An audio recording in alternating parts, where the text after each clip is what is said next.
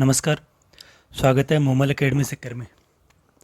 आज से हम एक नई सीरीज़ शुरू करने जा रहे हैं जो कि है हमारी जो राजस्थान की राजनीतिक व्यवस्था है, यानी कि जो राजस्थान की पॉलिटी होती है उसके बारे में हम पढ़ेंगे डिटेल में। इतना डिटेल में पढ़ेंगे कि चाहे आप आईएएस का एग्ज़ाम दे लो, चाहे आरएस का एग्ज़ाम दे लो, और इनके नीचे जो भी एग्ज़ाम है, चाहे आपके first grade, second grade, third grade, टीट, पटवारी, ग्राम सेवक, जो भी है, पॉलिटी का, राजस्थान की पॉलिटी का कोई भी क्वेश्चन गलत नहीं होगा।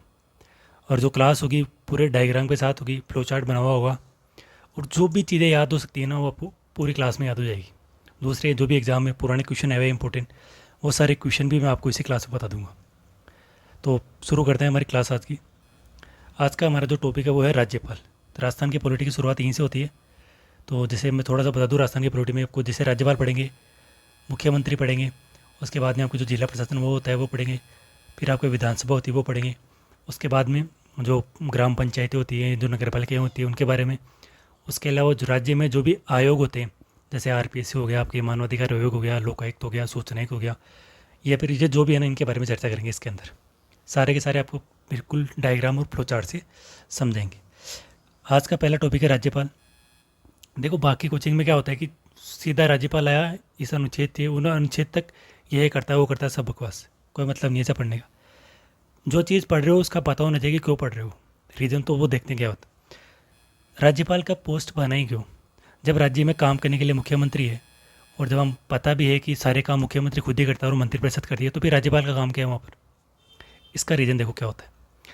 शुरू में जब 1947 के समय जब भारत आज़ाद हुआ, उससे पहले भी राज्यपाल की पोस्ट होती थी, पर वो अलग नाम से होती थी। तो क्या हुआ कि जितनी भी देसी रियासतें थी, आपको पता होगा जो भारत में 1947 के समय जो देसी रियासतें थी वो 562 देसी रियासतें थी उस समय। उस समय देश है ना दो भागों में बटा हुआ था। एक तो था, उसको बोलते थे ब्रिटिश इंडिया। ब्रिटिश इंडिया,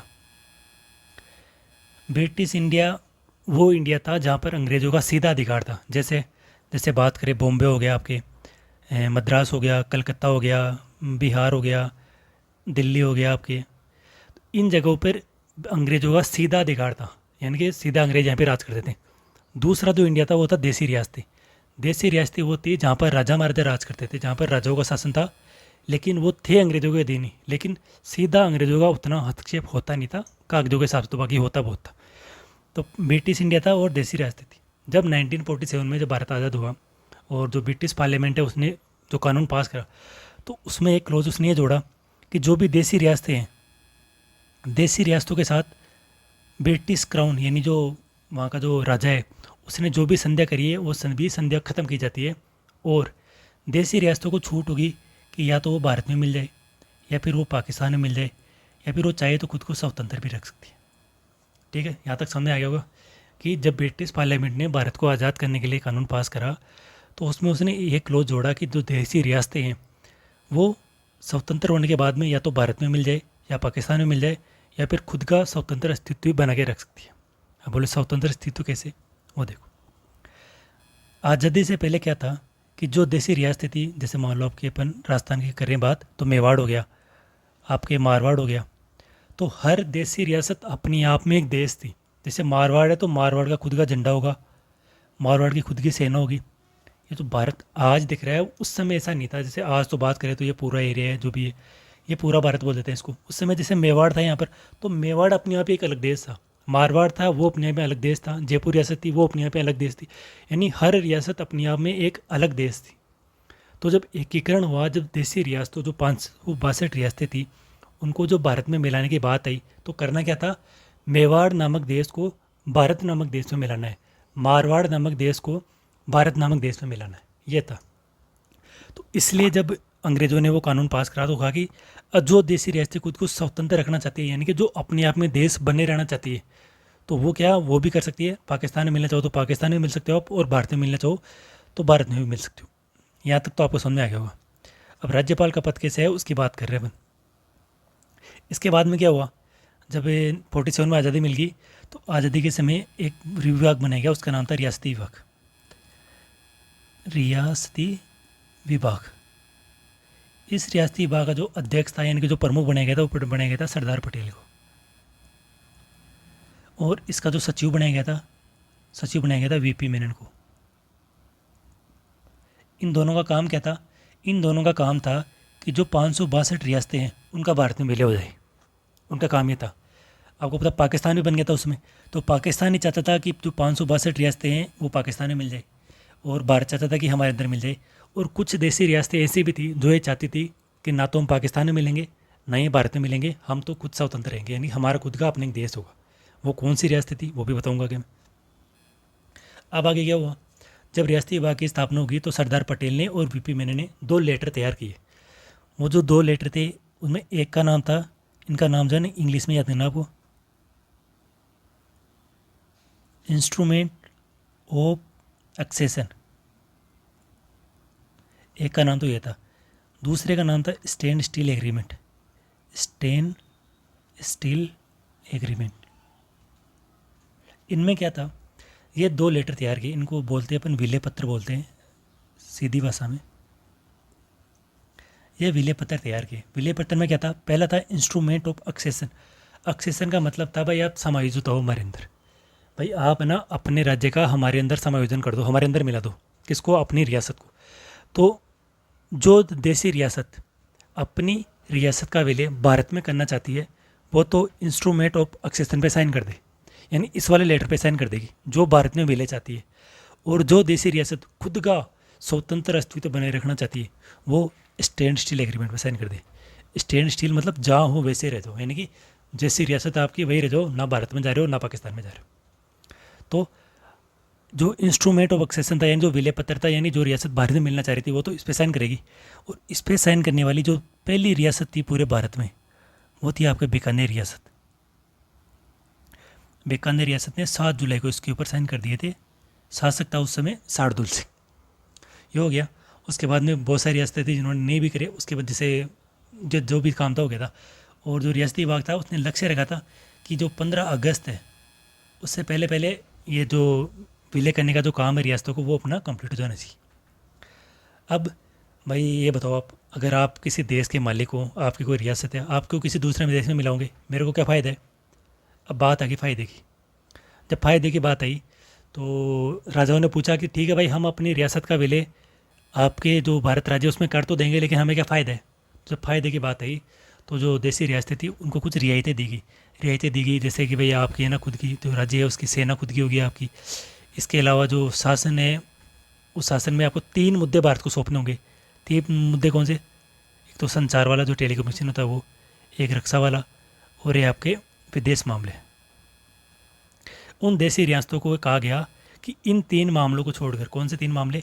संचार, रक्षा यानी कि जो बाहरी आक्रमण से, और विदेशी मामले, ये तीनों मामले आप सौंपोगे किसको? भारत को। और इसके अलावा जो भी मामले हैं वो आपके खुद के होंगे। ये उनको रियायतें देगी। और दूसरा उनको क्या रियायतें देगी? अगले देगी कि प्रीवी पर्स, चूँकि भाई राजा महाराजा हो आप और आपके तो खर्चे ही बढ़े हैं, तो खर्चे बढ़े हैं तो भारत सरकार क्या करेगी? आपको सालाना पैसे देगी आपके जो भी खर्चे पाने हैं जो सबके लिए। बदले में आपकी जितनी भी ज़मीन है, आपके जो भी किले महल है वो सारे के सारे आपको भारत सरकार को सौंपने होंगे। तो इसमें प्रीवी पर्स में आपको पता होगा मेवाड़ की जो रियासत थी उसको सबसे ज़्यादा लगभग 20 लाख रुपए का प्रीवी पर्स दिया गया था। उसके अलावा जैसे फिर उसके बाद में अपनी जो राजस्थान की बात करते हैं तो जयपुर रियासत आती है, उसको लगभग 18.5 ऐसे कुछ दिया गया था। फिर मारवाड़ ऐसे ऐसे था। तो अपनी रियासतों का विलय भारत में करने के बदले उनको प्रीवी पर्स दिया गया। अब जब भी रियासत का जो विलय था वो काम चल रहा था तो सरकार को ये लगा कि भाई विलय कर तो लेंगे लेकिन वहाँ बैठेगा कौन? भाई जो जैसे मान लो मेवाड़ रियासत है या फिर राजस्थान को जो बाद में बना था, भाई विलय तो हो गया लेकिन सरकार का कोई आदमी तो होना चाहिए ना वहाँ पर रियासत में जो पता लगे कि भाई ये सरकार करके रही है, क्योंकि 3 मामले तो सौंपे थे उन्होंने। तो उस वजह से उसके बाद में क्या हुआ, राज्यपाल से पहले जो पोस्ट आई उसका नाम था राज प्रमुख। राजस्थान का जब एकीकरण पढ़ते हैं तो उसमें देखते हैं कि राज प्रमुख की पोस्ट आई थी सबसे पहले। हालांकि जो ब्रिटिश इंडिया था, ब्रिटिश इंडिया में पहले से ही राज्यपाल का पद चल रहा था, लेकिन देसी रियासतों में सबसे पहले पद आया राज प्रमुख का। राज प्रमुख का आपको पता होगा कि भाई जैसे अलवर होते हैं, और जैसे पहले जो चरण था उसमें अलवर, फिर आपके भरतपुर, धौलपुर और जो करौली है उसका विलय किया गया था। तो उसमें राज प्रमुख बनाया गया था सबसे पहले उदयभान सिंह को, उदयपुर वाले को, धौलपुर वाले को। तो उदयभान सिंह को बनाया गया राज प्रमुख। उसके बाद में जब संविधान जब लागू हो गया, जब संविधान आपको पता होगा कि भाई 26 जनवरी 1950 को आपके संविधान लागू हो गया, तो संविधान ने क्या करा कि जो राष्ट्र प्रमुख है उसको उस समय तो राष्ट्र प्रमुख के पद रूप में ही ले लिया। अब जब राष्ट्र प्रमुख का पद आया था 1950 के समय बताऊँ आपको, तो इस समय जो राजस्थान के राष्ट्र प्रमुख थे वो थे मान सिंह सेकेंड, जयपुर के थे। मान सिंह सेकेंड उस समय राष्ट्र प्रमुख थे और इनका यह था कि आजीवन ये राष्ट्र प्रमुख रहेंगे। तब जो जवाहरलाल नेहरू थे उस समय प्रधानमंत्री बन गए। तो जवाहरलाल नेहरू ने सोचा कि संविधान बनाया, संविधान का उद्देश्य ये है कि जो वंशानुगत चीज़ें हैं वो बिल्कुल नहीं होनी चाहिए। अब राष्ट्र प्रमुख का पद तो वंशानुगत हो गया क्योंकि भाई वही रहेगा पूरा उस समय जब तक मरेगा तब तक। तो उसके बाद में 7वां संविधान संशोधन किया गया 1956 में। और इस संशोधन के द्वारा क्या किया गया, 7वां संविधान संशोधन 1956 में किया गया। इसके द्वारा क्या किया गया कि जो राष्ट्र प्रमुख का जो पद था, इस पद को समाप्त करके राज्यपाल का पद लागू कर दिया, जो देशी रियासतों का जो विलय करा था 1947 में हमने उसके अंदर। यानी कि जो राष्ट्र प्रमुख का पद था, जो मान सिंह जी उस समय थे, उनको उठा दिया गया और राज्यपाल का पद वहाँ पर लागू कर दिया गया। तो ये स्टोरी है आपके राज्यपाल की कि राज्यपाल का पद आया कैसे और क्यों आया। रीजन आपको बता दिया मैंने कि केंद्र सरकार जो थी उस समय, केंद्र को राज्य के ऊपर नियंत्रण रखना था। भाई कौन बैठेगा वहाँ पर, राज्य का आदमी, केंद्र का आदमी, भाई को जो बताता रहे कि राज्य में क्या चल रहा है। जैसे अभी वर्तमान में राज्य की बात करें तो अभी सीएम है वो अशोक गहलोत सीएम है, और जो राजस्थान के राज्यपाल है वो कलराज मिश्र राज्यपाल है, और दिल्ली में आपको पता है कि भाई केंद्र में मोदी की गवर्नमेंट है, प्रधानमंत्री मोदी जी है, ठीक है। तो अब राज्य में अशोक गहलोत गवर्नमेंट जो भी काम करेगी उनकी रिपोर्ट हर 15 दिन में, बिल्कुल हर 15 दिन में राज्यपाल जो राज्य में जो भी चीज़ें होती है उनकी रिपोर्ट बनाकर केंद्र सरकार को भेजता है हर 15 दिन। तो इसलिए राज्यों में ना राज्यपाल का पद बनाया गया और इसलिए ज़रूरी था राज्यपाल का पद बनाना। तो इस तरह से राज्यपाल का पद है ना वो है। अब जो बात करते हैं, ये तो समझने की बात थी पूरी, अब बात करते हैं राज्यपाल की, राजस्थान की राज्यपाल के बारे में। तो संविधान में देखें अगर हम कि राज्यपाल का कहाँ पर वर्णन है, तो संविधान के अनुच्छेद 153 से 167 तक राज्यपाल के बारे में बताया गया। 153 से 167 तक। एक तो देखो राजस्थान की जो एग्ज़ाम होती है ना वो क्या होती है, तथ्यात्मक एग्ज़ाम होती है, यानी फैक्ट बहुत ज़्यादा पूछे जाते हैं। तो आपको ये करना है कि जो तथ्य है ना उनको तो रटना ही है, और जो अनुच्छेद है राज्यपाल के अनुच्छेद याद करने हैं, क्योंकि बहुत सारी एग्ज़ाम हो चुकी हैं जिनमें सीधा सीधा राज्यपाल के अनुच्छेद पूछ लेते हैं। सवाल होता है कि बताओ कि राज्यपाल की शपथ के बारे में कौन से संविधान अनुच्छेद में उल्लेख है, या फिर जो राज्यपाल है उसके द्वारा जो राष्ट्रपति शासन की मांग की जाती है तो कौन से अनुच्छेद में लिखा हुआ है। तो राज्यपाल के अनुच्छेद राजस्थान के एग्जाम में पूछते हैं, तो राज्यपाल के अनुच्छेद तो बिल्कुल याद करनी है। तो 153 से 167 तक तो जानकारी दी गई इसके बारे में। आगे देखें कि राज्यपाल की नियुक्ति की प्रक्रिया। अब वही बात की राज्यपाल को बढ़ाएंगे कैसे, तो राज्यपाल की जो नियुक्ति की प्रक्रिया वो कनाडा के संविधान से लिखी है। कनाडा देश है तो उसके संविधान से लिखी है। आपको पता होगा भाई अपना देश का संविधान है, बहुत सारे देशों से लिया गया है लगभग, बहुत सारी चीज़ें, जैसे उपराष्ट्रपति का पद है वो अमेरिका से ले लिया अपन ने, बहुत सारी चीज़ें ले ली। तो जो राज्यपाल की जो नियुक्ति प्रक्रिया है वो कनाडा के संविधान से ली। अब देखो क्या होता है, पिछले स्लाइड में मैंने बताया था कि जैसे अपना भारत होता है और ये जैसे मान लो राज्य, मान लो आपके राजस्थान अपना राज्य है। भारत में जो पोजीशन राष्ट्रपति की होती है वही पोजीशन राज्य में राज्यपाल की होती है, लेकिन दोनों में थोड़ा सा अंतर है। अंतर क्या है कि जो राष्ट्रपति होता है उसका आपके होता है निर्वाचन, चुनाव होता है। राष्ट्रपति के निर्वाचन में होता है लोकसभा और राज्यसभा के सदस्य, इसके अलावा जो राज्य की विधानसभा है उनके सदस्य भाग लेते हैं। लेकिन राज्यपाल का निर्वाचन नहीं होता, हालांकि पद दोनों एक जैसे ही हैं, लेकिन राज्यपाल का निर्वाचन नहीं होता। अब चक्कर ये है कि भाई क्यों नहीं होता, तो आगे देखेंगे क्यों नहीं होता। तो ये याद रखना आपको कि नियुक्ति की जो प्रक्रिया है वो कनाडा के संविधान से ली गई है।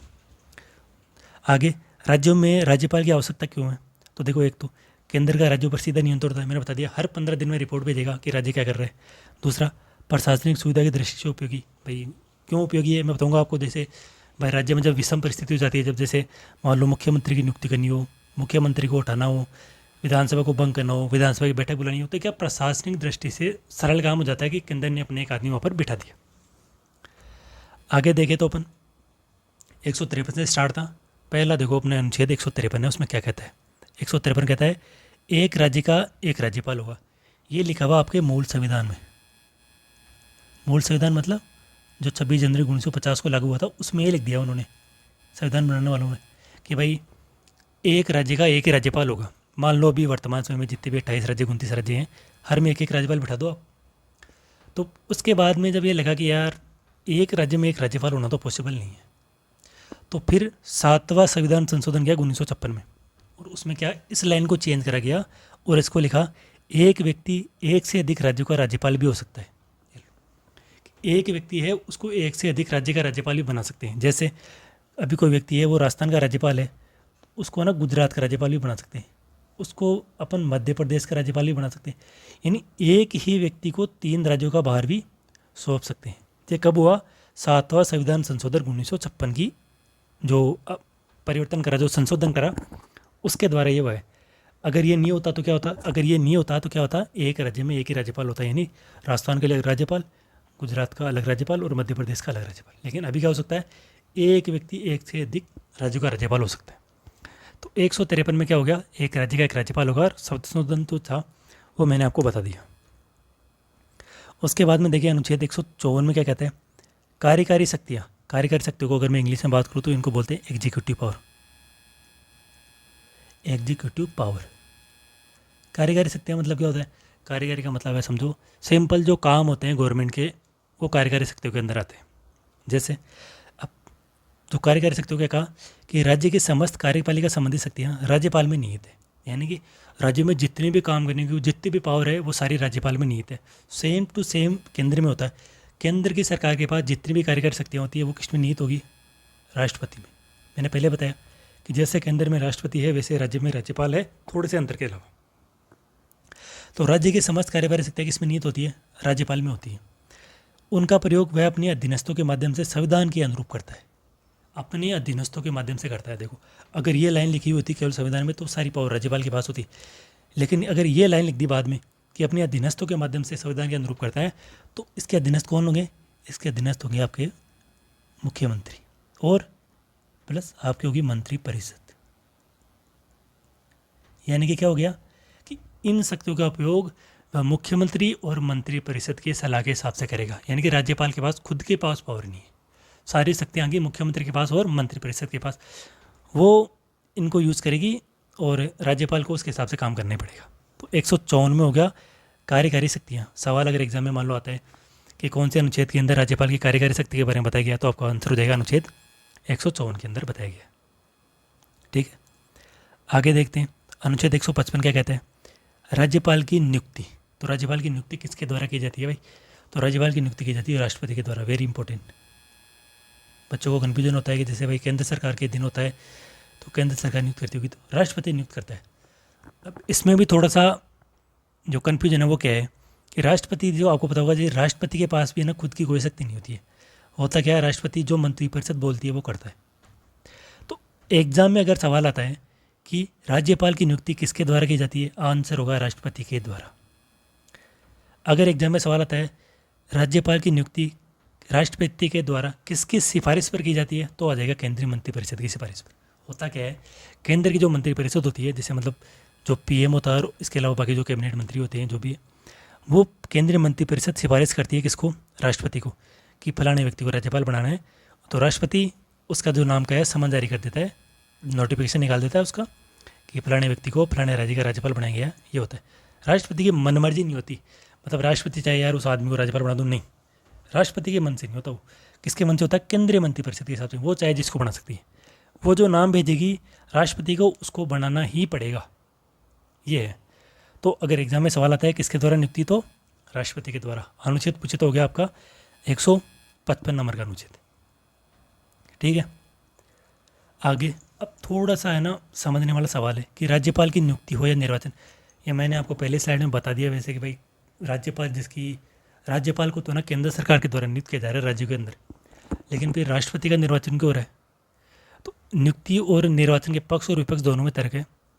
इंपॉर्टेंट है आरएस वाले एग्जाम के लिए, फर्स्ट ग्रेड के एग्जाम ना उसके लिए थोड़ा ज़्यादा इंपॉर्टेंट है ये वाली बात। देखो, नियुक्ति के पक्ष में तर्क है कि भाई राज्यपाल की नियुक्ति यानी अपॉइंटमेंट ही होना चाहिए केंद्र सरकार के द्वारा। उस पक्ष में तर्क है कि यदि राज्यपाल प्रत्यक्ष निर्वाचित होगा, यानी कि अगर जनता के द्वारा उसका अगर निर्वाचन किया जाए, तो राज्यपाल और मुख्यमंत्री के मध्य संघर्ष की संभावना होगी। सही बात है भाई। राज्यपाल को कौन चुन रही है बताओ? जनता। मुख्यमंत्री को कौन चुन रही है? जनता। तो टकराव होगा कि नहीं होगा? मुख्यमंत्री अभी तो कह सकता है ना कि भाई मैं चुन के आऊँ, मेरे पास लोगों का समर्थन है। अगर राज्यपाल भी चुन के आ गया और वो भी कह देगा मेरे पास भी समर्थन है, तो ये दिक्कत हो सकती है। जब राज्यपाल नामात्र का संवैधानिक प्रधान है तो चुनाव जैसी जटिल प्रक्रिया को क्यों अपनाया जाए और क्यों अनावश्यक वित्तीय बोझ बढ़ाया जाए। सही बात है भाई।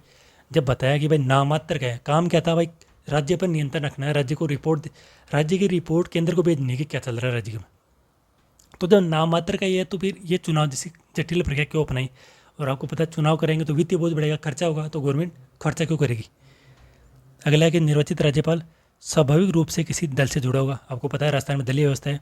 मान लो इधर बीजेपी की गवर्नमेंट है, इसने अपना एक कैंडिडेट खड़ा कर दिया, इधर कांग्रेस की गवर्नमेंट है, उसने अपना कैंडिडेट खड़ा कर दिया, तो किसी न किसी दल से जुड़ा हुआ होगा और उससे निष्पक्ष और निस्वार्थ भूमिका की अपेक्षा नहीं की जा सकती। मान लो अगर चुनाव हो और बीजेपी का जो उम्मीदवार है वो राज्यपाल बन गया आपके, लेकिन केंद्र में राज्य में गवर्नमेंट कांग्रेस की आ गई, तो बताओ राज्यपाल तो हो गया बीजेपी का और आपके सीएम हो गया कांग्रेस का, तो बताओ वो काम करेगा क्या उसका? बिल्कुल नहीं करेगा, वो काम अटकाएगा वो, क्योंकि दोनों क्या हो गए, अपोजिट हो गए, अलग अलग पार्टी होगी दोनों की। तो इस वजह से भी भाई जब नामात्र का ये है तो ये करने क्यों है सब। एक कि राज्यपाल का प्रत्यक्ष निर्वाचन राज्य में स्थापित संसदीय शासन की प्रतिकूल हो सकता है। संसदीय शासन का मतलब ये है कि भाई आपके जैसे केंद्र में राष्ट्रपति और आपके क्या बोले उसको लोकसभा और राज्यसभा होती है, वैसे ही राज्य में क्या होता है, राज्यपाल होता है, विधानसभा होती है और विधान परिषद होती है। तो ये क्या संसदीय व्यवस्था होती है, अगर उसका निर्वाचन करवा देंगे राज्यपाल का तो ये क्या ये बिगड़ जाएगा हमारा मामला। तो इस वजह से भी है ना राज्यपाल का ना निर्वाचन नहीं होना चाहिए, उसकी नियुक्ति होनी चाहिए। आगे है कि राष्ट्रपति द्वारा नियुक्त राज्यपाल के माध्यम से केंद्र सरकार का राज्य पर नियंत्रण बना रहेगा। बिल्कुल सही है। उद्देश्य क्या था हमारा, जब 47 में देश आज़ाद हुआ था, जब राज्यपाल का पदापन लेके आए थे, उद्देश्य क्या था कि राज्य के ऊपर नियंत्रण रखना है। तो नियंत्रण तो कब रखेगा, जब केंद्र अपना किसी व्यक्ति को नियुक्त करेगा तभी तो नियंत्रण रहेगा। मान लो चुनाव हो गए और मान लो राजस्थान में जो राज्यपाल है वो भी आ गया, मान लो कांग्रेस का आ गया और गवर्नमेंट भी कांग्रेस की, अब बताओ, और सेंटर में कांग्रेस बीजेपी की है। तो अब इस समय बताओ ये जो कांग्रेस का राज्यपाल है वो कैसी रिपोर्ट भेजेगा। ये तो ये बोलेगा भाई बिल्कुल सही हो रहा है, इधर तो राम राज्य आ गया पूरा, है कि नहीं। तो ये बिल्कुल सही बोलेगा ये तो इस वजह से भी है ना उसका निर्वाचन यानी कि चुनाव नहीं हो रहा, केवल नियुक्ति हो रही है केंद्र के द्वारा। अब आप बोलोगे कि लेकिन सर ये तो गलत है, लोकतंत्र में तो सबका चुनाव होना चाहिए।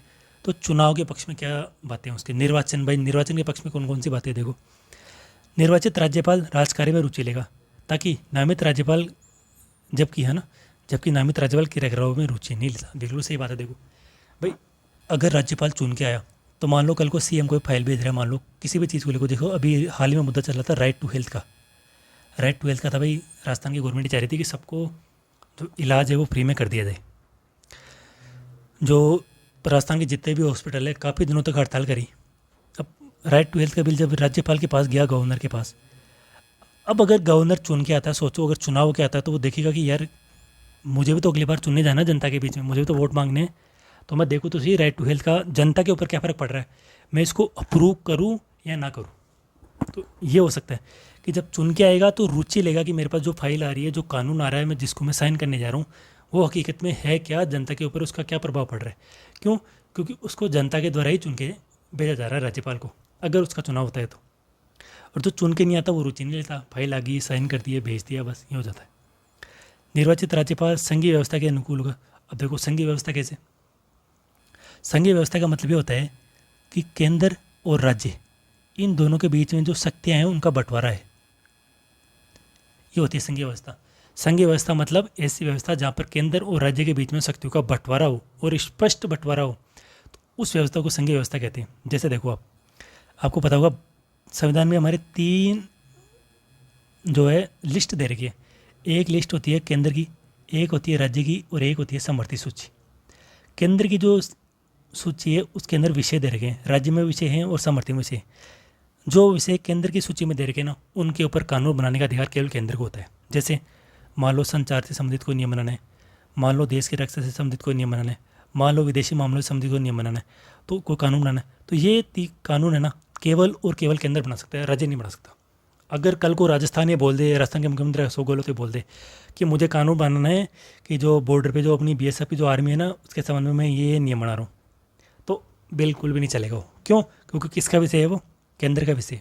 ऐसे राज्य की भी जो सूची होती है उसमें राज्य से संबंधित नियम होते हैं, तो उनमें जो कानून है केवल राज्य बना सकता है, केंद्र नहीं बना सकता। जैसे मान लो पुलिस है, पुलिस है वो आपके राज्य सूची का विषय है, तो मान लो कल को अशोक गहलोत को अगर क्या बोलते कि केंद्र से की सरकार थे, अगर जैसे मान लो मोदी जी गवर्नमेंट है, मोदी गवर्नमेंट चाहे कि मैं जो राज्य में जो पुलिसकर्मी है मैं उनका वेतन बढ़ा रहा हूँ आज, तो बढ़ा सकते हैं? बिल्कुल नहीं बढ़ा सकते। राज्य की जो पुलिस है उसका वेतन नहीं बढ़ा सकते। क्यों? राज्य की जो पुलिस है वो राज्य का विषय है, केंद्र का विषय नहीं है। तीसरी सूची होती है समर्थित सूची। समर्थित सूची में क्या होता है, इसमें वो सब्जेक्ट होते हैं जिनके ऊपर राज्य भी कानून बना सकता है और केंद्र भी कानून बना सकती है। लेकिन अब आप पूछोगे कि अगर दोनों ने कानून बना दिया तो, अगर समर्थित सूची से संबंधित किसी विषय के ऊपर केंद्र ने भी कानून बना दिया और राज्य ने भी कानून बना दिया, अगर दोनों ने बना दिया तो केंद्र वाला लागू होगा, राज्य वाला लागू नहीं होगा। तो ये था संघीय व्यवस्था कि अगर चुन के आएगा तो हो सकता है कि अच्छे से काम करे। और अगला जो उसके चुनाव के पक्ष में है कि जब राष्ट्रपति निर्वाचित है तो राज्यपाल क्यों नहीं? बताया कि जब राष्ट्रपति का चुनाव करते हो तो फिर राज्यपाल का भी चुनाव करो, राज्यपाल को क्यों अपॉइंट कर रहे हो? तो ये पक्ष और विपक्ष में तर्क है, आरएएस मेंस के हिसाब से इंपॉर्टेंट है। आगे देखिए, अगर अनुच्छेद 156 की अगर हम बात करें तो उसमें लिखा हुआ है कार्यकाल और पदमुक्ति, यानी कि जो राज्यपाल है उसका कार्यकाल कितना होगा और पदमुक्ति यानी कि कितने वर्ष तक वो अपने पद पर रह सकता है या फिर उसको हटा कैसे सकते हैं, वो वाली चीज़ें। तो राज्यपाल का जो कार्यकाल है वो सामान्यतः 5 वर्ष का होता है या फिर राष्ट्रपति के प्रसाद पर्यंत होता है। वो कैसे कि सामान्यतः जो भी व्यक्ति राज्यपाल नियुक्त किया जाएगा वो 5 वर्षों तक अपने पद पर रहेगा। नॉर्मल ये है, हालांकि संविधान में लिखा हुआ नहीं कि 5 वर्ष तक रहेगा, 5 वर्षों तक पद पर रहेगा, सामान्यतः होता ही है। और दूसरा, राष्ट्रपति के प्रसाद पर्यंत। मान लो किसी व्यक्ति को मान लो 3 साल हो गए राज्यपाल बने और राष्ट्रपति को लगता है कि इसको हटा देना चाहिए, हटा देगा राज्यपाल, खत्म। जरूरी नहीं है 5 साल पूरा हो। तो या तो 5 साल कार्यकाल होगा या फिर राष्ट्रपति के पर्यंत, यानी कि जो केंद्र की सरकार जो जब तक चाहेगी तब तक वो अपने पद पर रह सकता है। नॉर्मली 5 साल से ज़्यादा बिल्कुल नहीं होता। ठीक है, अब बात करेंगे पद मुक्ति के बारे में। पद मुक्ति मतलब कि वो अपने पद से कैसे हट सकता है, क्या उसको रिजाइन करना पड़ेगा या फिर केंद्र की सरकार उसको हटाएगी तो कैसे हटाएगी, वो। तो पद मुक्ति देखो कैसे होगी, इसमें दे रखा है किसी भी समय राष्ट्रपति को त्यागपत्र दे सकता है।